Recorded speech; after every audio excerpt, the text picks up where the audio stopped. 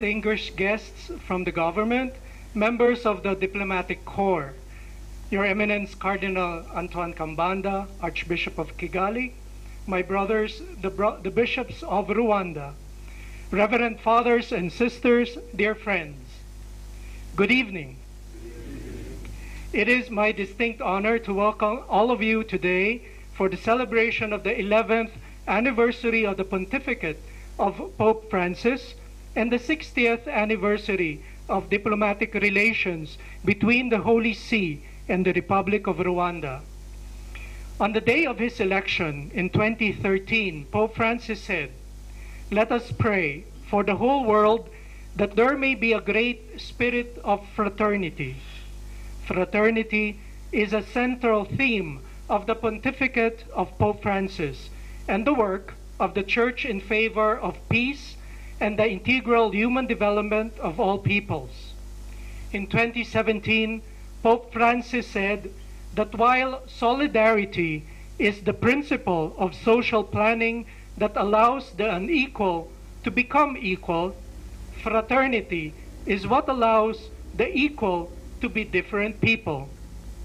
Fraternity allows people who are equal in their essence, dignity, freedom, and their fundamental rights to participate differently for the common good. Internationally, Pope Francis highlights the place of fraternity in the Holy See's multilateral and bilateral action in increasingly multi-ethnic and multicultural societies. In the encyclical Laudato Si, Pope Francis in 2015 emphasized the need of united fraternal care of the earth, our common home. In 2019, he signed the document of Human Fraternity for World Peace and Living Together in Abu Dhabi, together with the Grand Imam of Al-Sahar. In 2020, Pope Francis penned the encyclical Fratelli Tutti amidst regional conflicts, disasters, and the COVID pandemic, highlighting the need of fraternity to combat personal and national isolationism. From 2022 to date, Pope Francis has condemned the madness of war and tirelessly prays and works for the recovery of our common humanity and of respect for human rights and international law for lasting peace. In 2023, he again appealed for an urgent global response to the current climate crisis in Laudate Deum.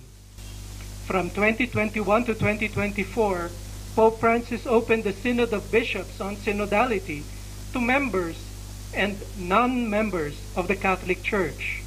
This month, he was the first pontiff to address the G7 to appeal for common action towards an algor ethics for AI. Locally, the Holy See, through the Catholic Church in Rwanda, promotes fraternity by investing on people's integral human development in the fields of spiritual and moral growth, academic and technical education, healthcare, and assistance, especially to the vulnerable in society. These are all in line with the government's policy of cooperation to provide solutions to national and developmental problems in the country. In the 137 years since Pope Leo XIII sent the first foreign missionaries, priests, and religious to the Catholic Church in Rwanda now has 179 parishes, 824 chapel stations, 3,209 Catholic schools for formal education from preschool to university, 118 technical and vocational schools, 43 centers for special education and the care for the handicapped. We also have a school for the deaf-mute and also the blind, 20 hospitals, 160 healthcare centers and dispensaries, 55 maternity centers, 43 centers for the elderly, widows, unaccompanied children and youth, and 69 nutrition centers, and we continue to build. There are other programs as well, such as Caritas for livelihood, development, and training for self-reliance and the promotion of human dignity for individuals and groups, including the marginalized. Most of these now are run by Rwandan priests and religious and overseen by Rwandan bishops that are nominated by the Pope.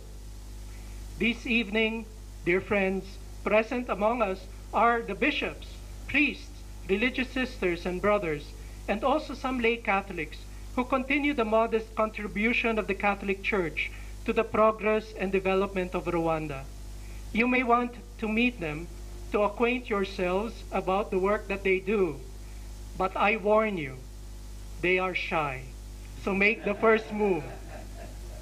Flyers about Caritas and the schools for the blind, for instance, are available at the cocktail tables and at the entrance lobby for your information.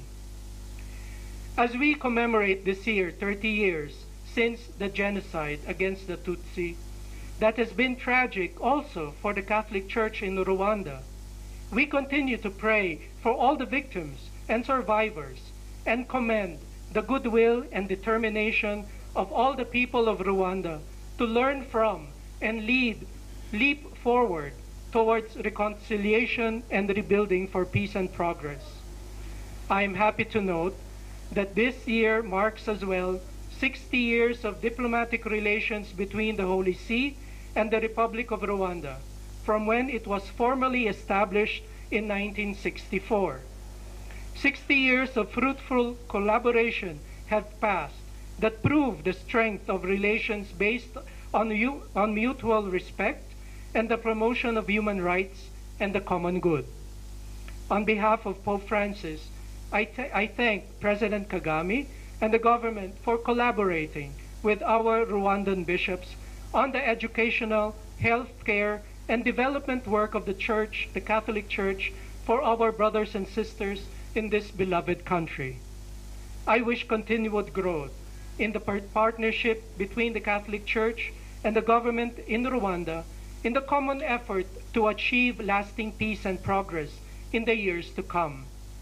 These partnerships concretely resonate Pope Francis' prayer and plea for fraternity in the world that allows equal, though different people to contribute to the common good. I thank you all for gracing this event with your presence.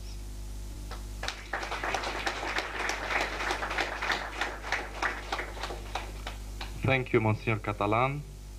I have the honor as well to call on our guest of honor, His Excellency Ambassador Olivier Nduhungirehe, Minister of Foreign Affairs